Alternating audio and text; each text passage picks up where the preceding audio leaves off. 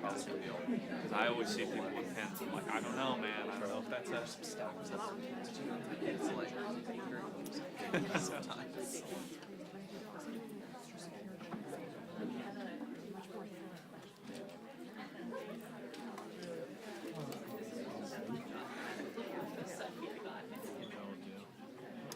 Right.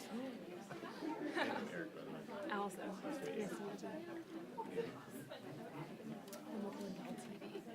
How about you?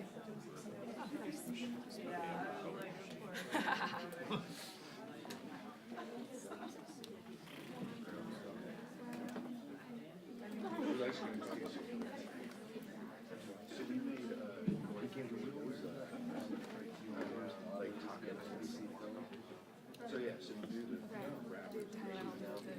Yeah. So you get the rapid. I think you would know.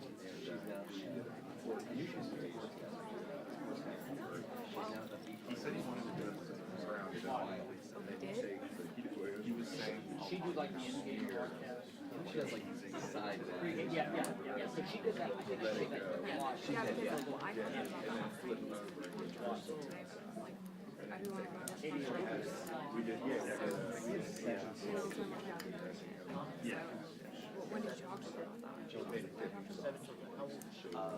Before I left 60. How old is that? They actually did last night. I actually got out of town. Just let me know. There's kind of a lot going on today, so I don't know if we have time to get it done. He said he would air at 1 o'clock today. But yeah, they did it. Pulled it on the schmear. I do, it's really simple. So I would tell you It's a change. It's already. yeah.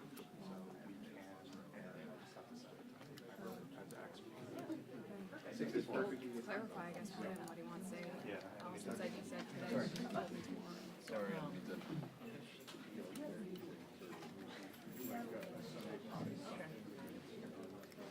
She has the job that we've all been finding for her all along.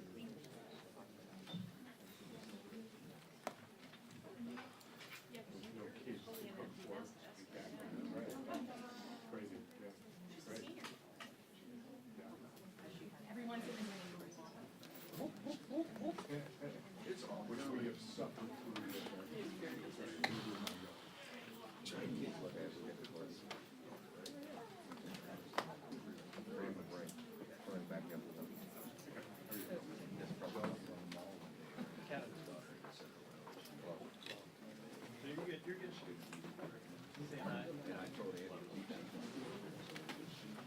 Very nice way of Chad, how are you doing?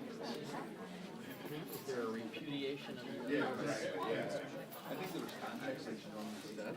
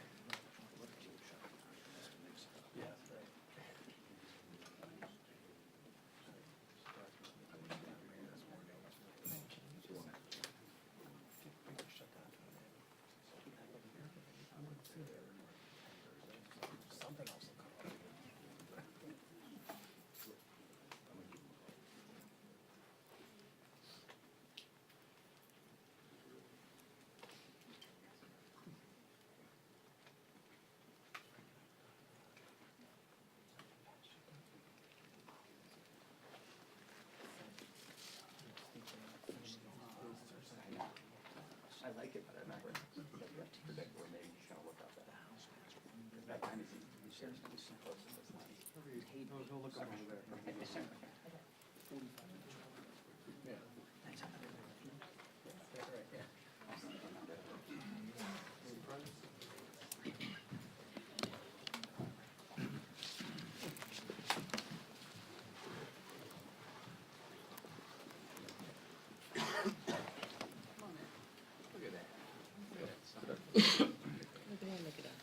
Good morning, everybody. Welcome to day 22 of the Democrat shutdown. While it's already been, as we noted yesterday, the longest full government shutdown in history, October 22nd marks another landmark. This is now the second longest government shutdown of any kind ever in the history of our country, and it's just shameful. Democrats keep making history, but they're doing it for all the wrong reasons. The contrast is the split screen, and I've referenced that at this podium a few times already, but I just think it's an important thing to point out, because that contrast between the two parties grows more glaring with each passing day, and you can look at all the evidence for yourself. There is, of course, a literal split screen every day. You've got Republicans and Democrats out all over the airwaves, burning them up, speaking directly to the American people, but you'll note that there's a key difference between the messages of the two sides. The Republicans are all repeating the same simple truth, and that is why that message is resonating with the American people, and that's what the polling indicates. At the same time, on the other side, the Democrats are doing their very best to obscure and create distractions from that simple truth. So the reason that we find it important to come out here every day and repeat again the same simple truth is because they're trying so hard to cover that up. But there's also a figurative split screen. There's a literal one, but it's figurative as well. And I just wanted to spend a moment this morning and talk with you about that. On one side, you have the Republican Party, the party that controls the White House, the Senate, and the House. We call that unified government. It's the party that won the popular vote in every single swing state and made deep inroads with voters new to the Republican base. And we received that mandate gratefully, and we went immediately to work. So since the election in November, just in the last 9.5 months of this Congress, which began in January, Republicans have delivered incredible results for the American people. And we could stand up here and spend an hour going through just the bullet points and highlights of all that, but we put a few on the handy chart over here.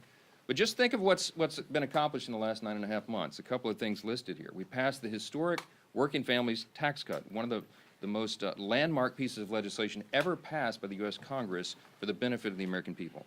We slashed taxes for hardworking Americans, geared for the lower and middle class earners who needed that assistance. We cut hundreds of billions of dollars in fraud, waste, and abuse from government. We solved the border crisis. We are working now to solve the crime crisis in major cities around America. We strengthened Medicaid. We improved health care access, and we lowered premiums with our legislation. We have restored peace through strength, thanks be to God, and we are ending wars around the globe. And we've restored common sense to a government that sorely needed it. That's part of the mandate that was given to us by the American people in the fall. And most recently, we did our jobs, and we passed a clean, nonpartisan CR to keep the government open for the people. Now look on the other side of that figurative split screen as demonstrated here. The lights are out. It's all dark. Why? Because what the Democrats have accomplished in 9.5 months is a government shutdown. A couple other things sort of related to that. You know, they have made a lot of TikTok videos. We'll give them credit for that. They've also assaulted law enforcement officers. One of them's on trial for that. They've openly embraced and rallied with communists and socialists, most recently across the country on Saturday. They voted to raise taxes on millions of hardworking Americans at the worst possible time. They have voted against reducing fraud, waste, and abuse in government, and they have now voted, collectively, Democrats in Congress have voted 12 times to keep the government closed down. But it doesn't stop there. The Democrat shutdown is a glaring example of just how far the Democratic Party has strayed from common sense. Remember the simple truth here. It was over a month ago now that we passed the Republicans passed the clean, short-term, continuing resolution. It's nonpartisan. No gimmicks, no tricks, no riders, no partisan Republican policy priorities added to that. It's 24 pages in length, as we've discussed so many times, and it is very, very simple. Why? Because it was a very simple good faith effort on our part to preserve our ability to keep negotiating on the full-year funding bills and, of course, the other big issues facing the American people. So we wanted to keep the lights on. But what did the Democrats do? Instead of receiving that, voting for it, as they have always done in the past, they broke from history, and they rejected that. And they offered a counterproposal. Ours was a clean CR. We call theirs a dirty CR, and you all know why. Because they added $1.5 trillion in new spending that would be a mandate, including hundreds of billions of taxpayer dollars for health care for illegal aliens. Go to page 57, section 2141 of what they filed. They want to restore funding for left-wing pet projects in foreign countries. And I've given you a list of some of the crazy things that they would include in that. $500 million for liberal news outlets like NPR and PBS on the backs of taxpayers, and the removal, remember, they wanted to eliminate the $50 billion that Republicans got signed into law by President Trump on July 4th to prop up our rural hospitals. And here's the kicker. The Democrats can't even agree on what they want right now. If you polled congressional Democrats on what it would take to reopen the government, you would not get a uniform answer. Every reporter in the room, by the way, should be asking them that question. Democrats put together this haphazard grab bag of crazy leftist policy proposals when they knew that it would not be agreed upon, and they knew that it was clear that Republicans were working to do the responsible thing and offer a clean CR to fund the government. That's our most basic job here. In their desperation now, they're trying their very best to somehow blame Republicans for the forthcoming health care crisis that they themselves created. By way of just very quick review, for the record, because they're trying to obscure this as well. Let's remember the true origins of the boondoggle that is American health care under Obamacare. Democrats wrote that bill. They passed it into law without a single Republican vote. During the COVID pandemic, Democrats created temporary Obamacare credits, again, without a single Republican vote. Democrats then voted to extend those credits. They set the expiration date on it. And then when they held the majority in the Senate, it was Democrats who chose not to extend those credits beyond this year. Now, as we approach their own self-imposed expiration date, now they are breathlessly insisting to you, and on all the interviews, that somehow it's a Republican crisis. Give me a break. The facts are the facts. We are up here saying, sharing the simple facts and truth. And as John Adams said, facts are stubborn things. Democrats are the ones who manufactured this entire situation without a single Republican vote, and now, when the chickens are coming back home to roost, they're trying to blame the other team. It is utter nonsense, and you should call them on it. That's the job of the press, and continue to do that every single time. Clearly, this is a complicated issue, this whole healthcare subsidy thing, and there's hundreds of different views on it, as I've explained. So Republicans cannot and will not solve it in a backroom deal. Chuck Schumer has been suggesting that 4 leaders should go into a smoke-filled back room like they used to do in the old days and create this solution. It's not a possible thing to do. It was never appropriate. It's not possible to put on a continuing resolution because it's such a complex issue. Issues of this magnitude deserve deep thought and deliberation. That's how this system works here. And as soon as Chuck Schumer reopens the government, all of our members will have an opportunity to engage in the very important discussion of how to make Obamacare affordable. But we won't engage in Democrats' hostage-taking, nor will we pay a ransom. We certainly won't engage in their unserious proposals as long as Democrats continue to act like unserious lawmakers. I'm just going to say this morning, enough is enough. With us today with the leadership team are 2 leaders in Congress. One is Chairman Bruce Westerman of the Committee on Natural Resources. And we also have with us Congressman Mike Simpson, who's our lead appropriator for the Department of the Interior, which funds and oversees our beautiful national parks. Both are here today to share an update on how this shutdown impacts all those operations, but I'll note, as I bring Chairman Westerman up first, that when President Obama shut down the national parks, the National Mall in 2013, it was a real hardship for the American people, and the Trump administration is trying to handle this differently. They've gone to great lengths as much as they can to protect Americans' access to our national parks, while Democrats continue to hold government funding hostage. They'll have more to share on that, the experts on the subject, and I'm happy to bring them up now. Thank both these gentlemen for their hard work. I'll turn it over to Chairman Westerman. Yeah, bud.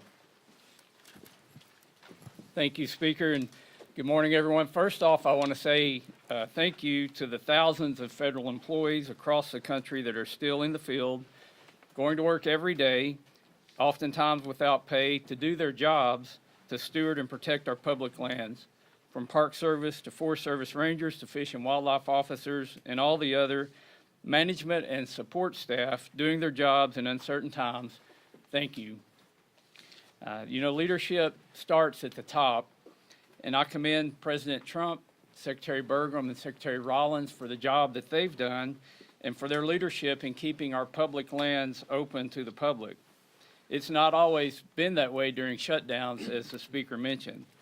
But this can't continue indefinitely. Despite all the extraordinary efforts being made, at some point, without funding, the public lands will not be accessible to the public. The longer this unnecessary shutdown lasts, the more negative consequences that we'll start to see. Without regular staffing, litter will pile up and park ecosystems will be affected. It's fall time. It's a wonderful time of the year. It's a wonderful time to visit our public lands with crisp weather and beautiful foliage. Fall personally is my favorite time of the year, and it's that way for many Americans who enjoy being outdoors. When Americans save up to visit a national park or a national forest, that experience should exceed their expectations. Families visiting our parks are now being met with disappointment as visitor services and experiences are reduced. As the shutdown drags on, families will cancel their vacations or day trips to our public lands. It's hunting season all across the country, different types of hunting seasons across the country, and public lands are oftentimes the only place that people who like to hunt and fish have to recreate. For everyone's sake, and who uses and appreciates our public lands and appreciates our public employees, it's time to end the shutdown. You know, as we look here in Washington, the negative effects of the shutdown and what that will have on public lands, I just want to highlight one issue, and that's the Great American Outdoors Act. This was a bipartisan bill that was signed into law by President Trump during his first term. It's something that there's a lot of bipartisan support to work on right now. But, you know, tomorrow we had planned a field hearing on the Great American Outdoors Act so that we could reauthorize this piece of legislation that's putting as much as $1.9 billion a year into maintenance backlog on our federal lands. I've had an opportunity to visit many of these parks and to see the wonderful work that's being done. It's something that Republicans, Democrats, and independents, I think, all appreciate the fact that we're taking care of our public lands. But Congress is not here working on those issues because of the shutdown. And we need to get back to work. We need to start putting the American people first and putting these federal lands and giving them the place and the position that they deserve. And we simply can't do that when the government is shut down. So enough of the shutdown. Let's get it over, get people where they're paid, where they're going out and doing their jobs that they want to do, and getting America back in the position we need to be in and getting Congress back and functioning. And with that, I'll turn it over to my friend Mike Simpson from the Appropriations Committee. Thank you, Chairman. Thank you, and thanks to the leadership for inviting Chairman Westerman and I here to talk a little bit about the impact that this shutdown is having on our public lands and our national parks. I couldn't agree more with House leadership, their position on this shutdown. House Republicans, as you are well aware, did not shut the government down. We voted to open the government and not shut it down. It's the House Democrats that and the Senate Democrats that are voting to shut the government down and keep it shut. We gave them exactly what they wanted. We gave them a clean CR, no gimmicks, no policy riders, short term. There were people who wanted this to go on until January or February. They wanted a short term. That's exactly what they got. And then surprisingly, they reversed themselves and voted against it. This shutdown is causing and potentially causing even more damage for the American people. While the Democrats in their press conferences say how much they care about the American people, that they're fighting for the American people, when you look at the impacts of what they're doing, clearly the evidence is the reverse of that. They don't really care about the American people. What they care about is keeping their leadership positions, and that's exactly what's happening. They say that they care about federal employees. The fact that we have furloughed federal employees that aren't getting paid, clearly the evidence shows that they don't really care about federal employees. This is about two leaders trying to keep their jobs, and that's unfortunate. You know, our national parks are our historic treasures. Ken Burns called them America's best idea. The Park Service goes to great lengths to protect our resources, and the Park Police provide critical safety measures for our visitors in our national parks. under the Democrats' shutdown, the lack of funding for staff and maintenance projects could cause irreparable damage to these national parks.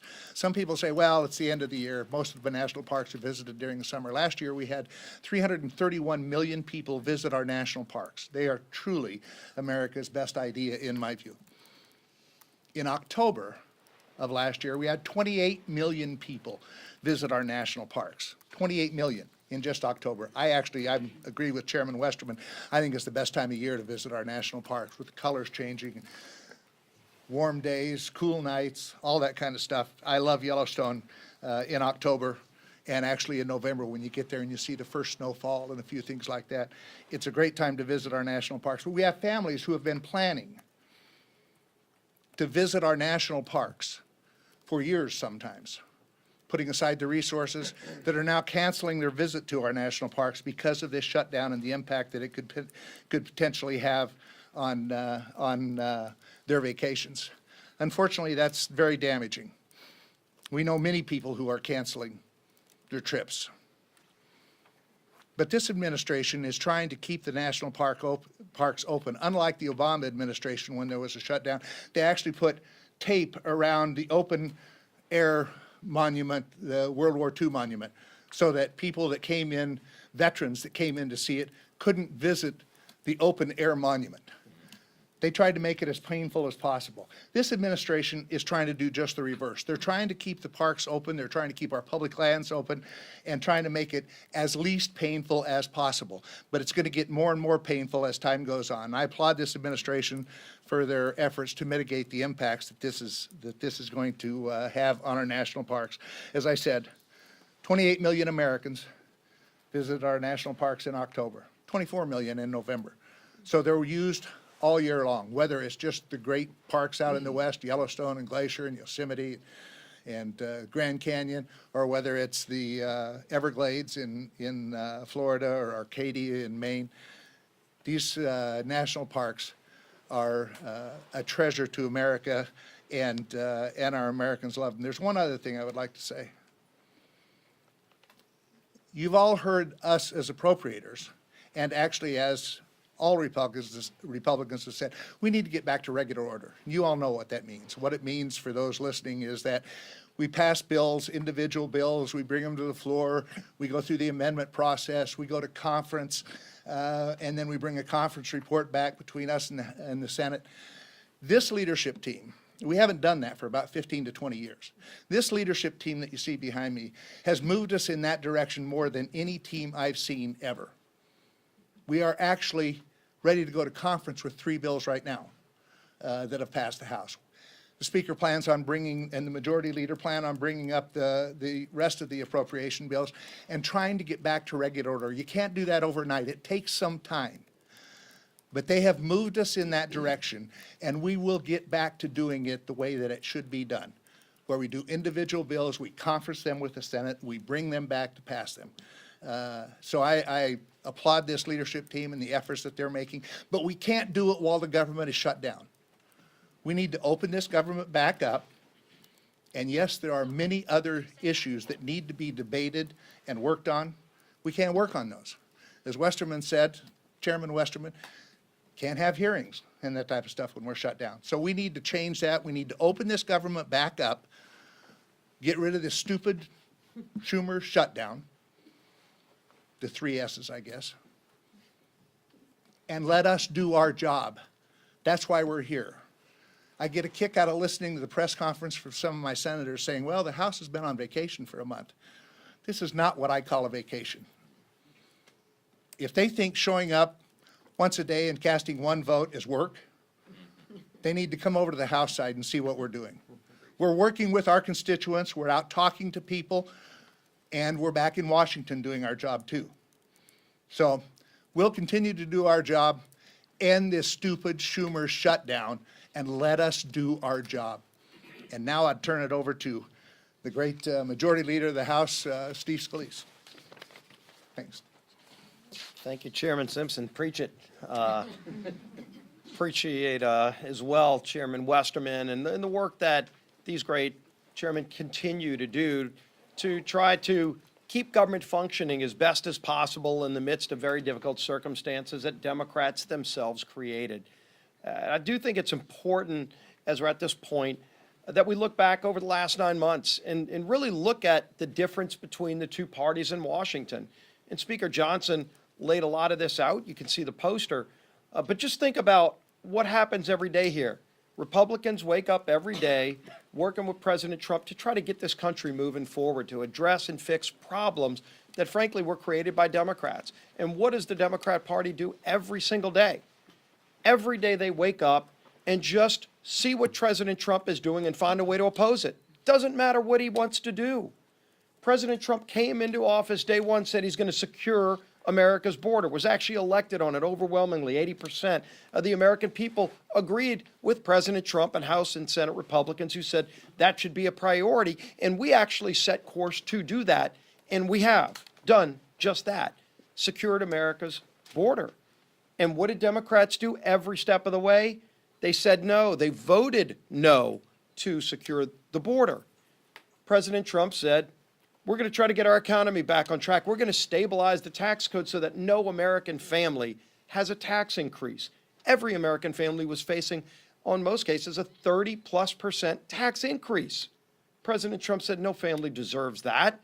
Let's stabilize the tax code and have no tax on tips, no tax on overtime, so blue-collar workers can actually have more money in their pockets and empower them to do more for their families. President Trump said that. We agreed. What did every Democrat in Washington say?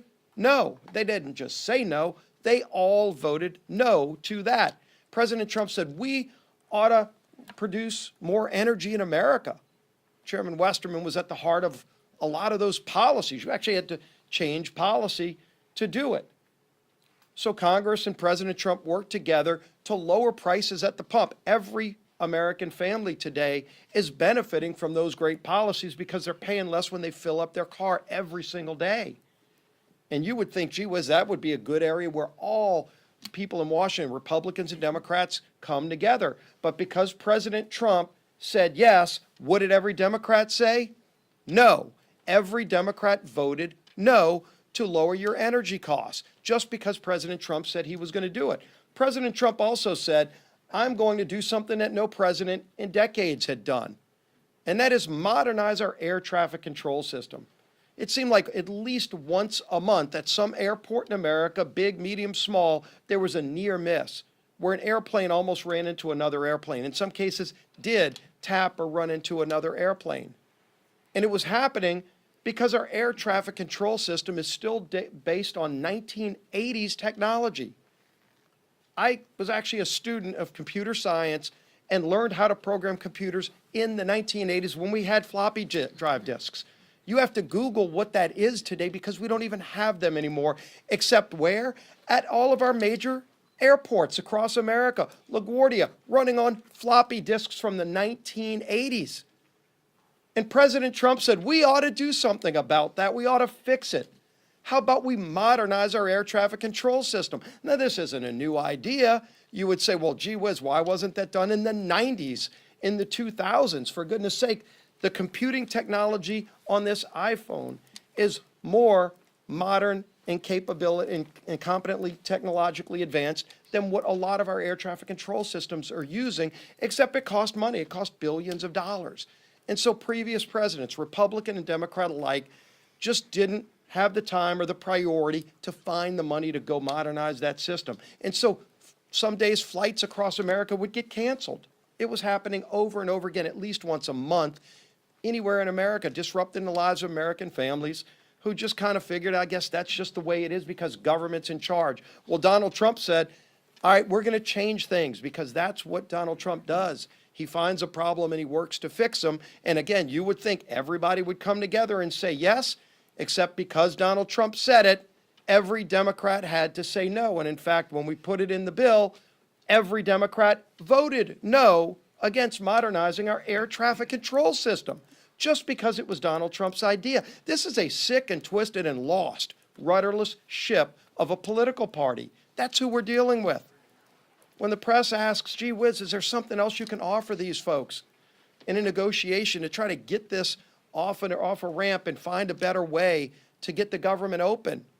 The speaker's told you over and over again, there's something we could negotiate with, but when the party is so rudderless and morally bankrupt that just because President Trump has an idea, the Democrat Party's visceral reaction is just to say no. Right now, he's actually renovating the White House, building a new ballroom. I mean, anybody that's ever been to a state dinner, like the White House has been renovated over and over again. There wouldn't be an Oval Office if there weren't renovations by previous presidents. The West Wing was a renovation by previous presidents to make it better for all future presidents. And that's what Donald Trump is doing.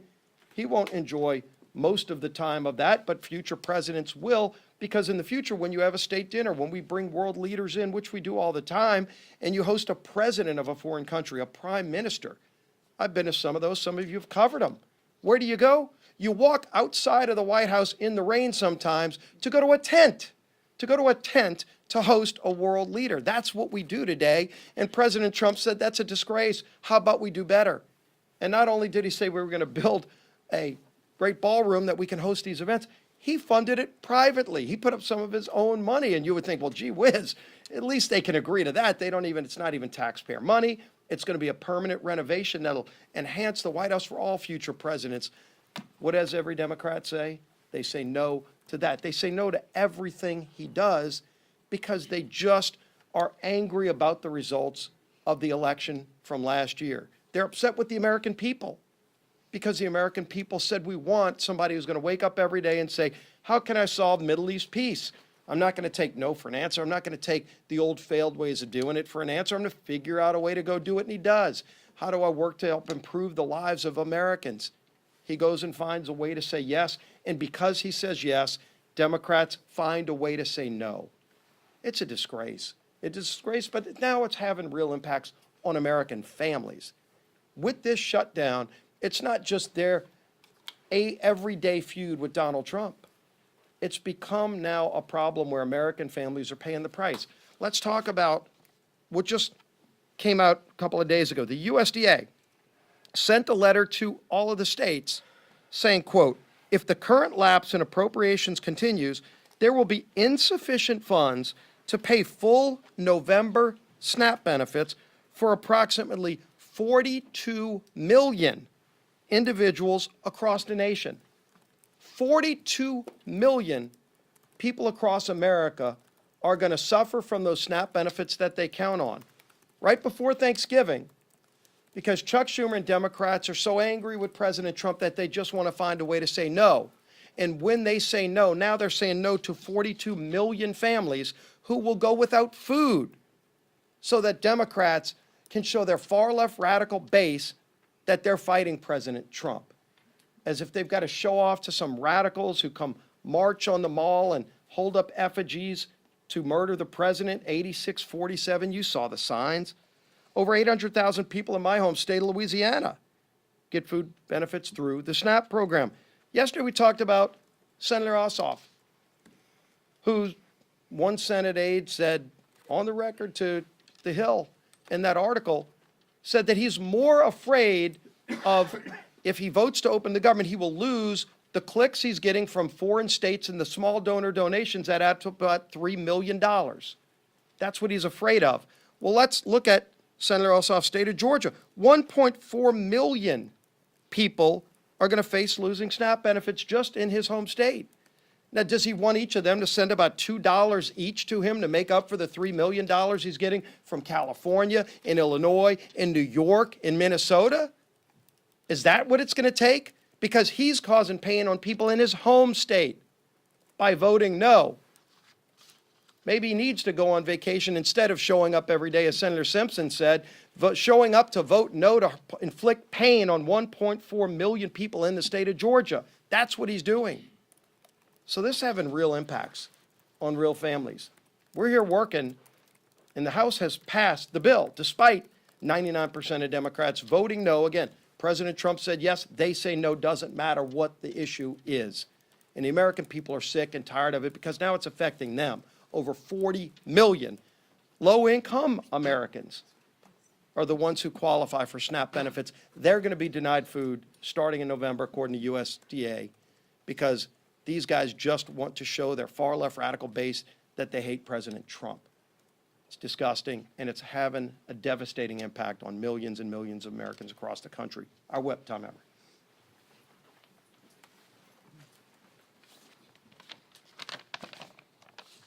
Well, Democrats have voted 12 times to shut the government down. 12 times. And now they're refusing to support legislation that would help alleviate some of the pain they've inflicted on the American people as a result. Earlier this week, the minority leader in the House said he opposes legislation that would pay our troops and essential federal workers during the Democrat shutdown. This includes Border Patrol agents, air traffic controllers, TSA agents, and more. All of whom, by the way, as these speakers have pointed out, are showing up to work without receiving a paycheck while the Democrats play their shutdown games. Some would say the soon-to-be former House Democrat leader went so far as to call this legislation, quote, a political ploy. Well, I'll tell you what a political ploy is. Holding the American people hostage just so you can avoid getting the guillotine from your far left base. That's a political ploy. The good news is this madness can end immediately if 5 Senate Democrats would grow a spine, stand up to the radicals in their party, and pass our clean CR and reopen the government. It contains no partisan policy riders, no gimmicks. In fact, it's the same spending levels that Democrats supported just 6 months ago and that you've heard repeatedly they passed 13 times under the Biden administration. We have made this plain and simple. We have made the process as plain and simple as possible. To our Senate Democrat colleagues, it's not too late to do the right and reasonable thing. Pass our CR and reopen the government for the people that you are actually elected to serve. Let's get it done today. With that, Lisa McClain.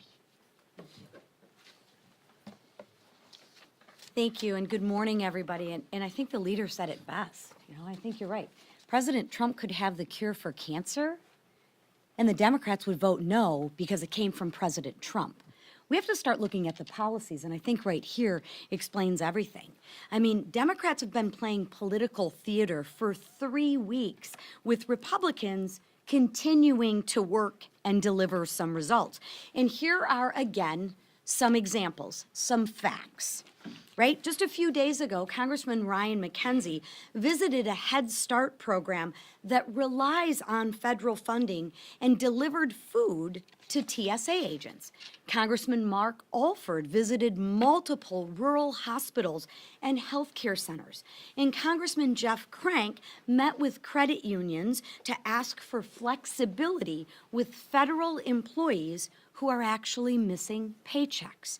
Real families are paying the price for the Democrats' shutdown. And what are the Democrats leveraging the shutdown to get? Ask yourself, what is their leverage? More wasteful spending? While Republicans are working at home, Democrats are fighting for weird programs, like halfway across the world, right? Think about it. Just think about it for a minute. They're sacrificing Head Start right down your street to produce Iraq Sesame Street. So they'd rather spend money on Iraqi Sesame Street than fund your Head Start programs. But President Trump is, you know, the bad guy for putting America first. Scratch your head on that one. They're risking the safety of American skies for LGBTQI programs in the Balkans, right? Putting the Balkans over the safety of our skies. They're jeopardizing millions of paychecks to Americans to support woke programs in Honduras, Zimbabwe, Mexico, Venezuela, and Lebanon. Okay. I don't know about you, but I think that is absolutely shameful. Let me be clear. A shutdown should never be used as leverage for more wasteful spending, and especially when that spending isn't here on American soil. But that's what Schumer's dirty deal is doing. You heard me talking about it the other day, and you heard our speaker talk about it, the split screen, clean CR to work for the American people, Schumer's dirty deal CR to work for everybody but the American people. Wasteful spending at the expense of American people is not what this shutdown is about. But I want to let the American people know, Republicans will not cave to Schumer's dirty deal. We will not cave to their wasteful spending. We will hold the line, and we will. I promise you, we will continue to work for the men and women and families who serve, protect, and build our great nation. Thank you. Questions? Chad, go ahead. Good morning, thank you. Sir. Can you characterize some of the dissonance inside your conference about the strategies that Republicans have? There was some criticism on the call yesterday saying that this shutdown strategy is old and Republicans need to have a new tack. That was the word that was used. There was one member of the Republican conference. These are supposed to be, confidential off-the-record calls among colleagues, but some of you guys listen in, and I make a pleading at the beginning of every call that you wouldn't do that and wouldn't characterize it, but whoever the leak did, it's whatever. Beth Van Dyne was quoted. Beth is a dear friend. We've had lots of conversations about this. She was not complaining. It was not dissonance, Chad. She was pointing out that we have a lot of important work to do before the end of the year, and it was a very pleasant, constructive comment about strategy. You all have heard me say from the podium a few times, we're not pursuing a political strategy here. We're not. We're just simply trying to get the government open, and that's why the nonpartisan clean CR was the obvious vehicle to do that. And so we're not making political calculations here. We're making calculations on behalf of the American people. How can we get the government operating as soon as possible so they can get all these vital services and paychecks restored? And that's what this is about. So, I mean, if you called each individual House Republican right now, we're almost 100%, probably 99.8%, okay, of every House Republican understands exactly why we're in the situation we're in. Are we all anxious to get back to work here for regular legislative session? Absolutely. And she wanted the House to come back with the session. No, that's not what she said. If you had listened in directly on the phone, you would know. You can ask her about it. No, she said the message is feeling old, and I said, you know what, Beth, you're right, because we come out here and say the same thing over and over every day, but there is a method to that madness, because as I explained in my comments here, we have to repeat the simple truth over and over. Why? Because the Democrats are in an all-out assault on the truth. They're trying to obscure and distract, and you see all the different shiny objects they're trying to make everyone look at every day. I will tell you that the best evidence I have for you this morning, so that you know that the Democrats caused this shutdown, is because if the Republicans were responsible for this shutdown, that would lead the news in every mainstream media outlet every single night. It would be top fold of every newspaper on the front page every single day. Some of the mainstream media outlets aren't even covering it right now. Why? Because they're trying to give cover to the Democrats who have caused this. I mean, look, everybody knows the facts. The American people are not stupid.